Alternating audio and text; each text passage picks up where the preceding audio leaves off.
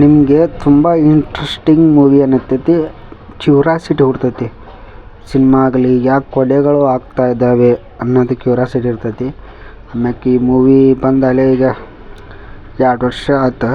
ಜಟ್ಟ ಅನ್ನೋ movie main Kishore ಅವ್ರು ನಡ್ಸಿರೋ movie main interesting ಐತಿ. ಅದ್ರಾಗ ಬರೋಂಥ ಕ್ಯಾರೆಕ್ಟ್ರು, ಆಮ್ಯಾಕೆ ಅವರು ಪಾತ್ರ, ಆಮ್ಯಾಕೆ ಕಾಡೊಳಗೆ ಶೂಟಿಂಗ್ ಆಗಿರೋದು ನನಗೆಲ್ಲಿ ಭಾಳ ಇಂಪ್ರೆಸ್ಸಿಂಗ್ ಸಿನಿಮಾ.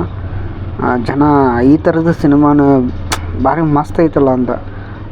ಕಾಡಿನೊಳಗೆ ಒಂದು ನದಿ ಏನೋ ಇರ್ತೈತಿ, ಆ ನದಿ ಬಾಜುಕ್ಕೆ ಒಂದು ಮನೆ, ಒಬ್ಬಾಕೆ ಕೊಲೆ ಯಾರು ಮಾಡ್ತಾರ ಅನ್ನೋದು ಪೊಲೀಸರಿಗೆ ಗೊತ್ತಾಗ್ತಿರಲ್ಲ.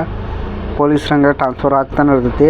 ಅದನ್ನು ಕಿಶೋರ್ ಅವ್ರಿಗೆ ಜವಾಬ್ದಾರಿ ಒಪ್ಸಿರ್ತಾರೆ. ಅದನ್ನು ಫಾರೆಸ್ಟ್ನಾಗ ಕೆಲಸ ಮಾಡೋದು ಸಂಬಂಧ ಕಿಶೋರ್ ಅವ್ರು ಒಪ್ತಾರೆ. ಕೊಲೆ ಮಾಡ್ತಿರೋರೆ ಕಿಶೋರ್ ಅವರು.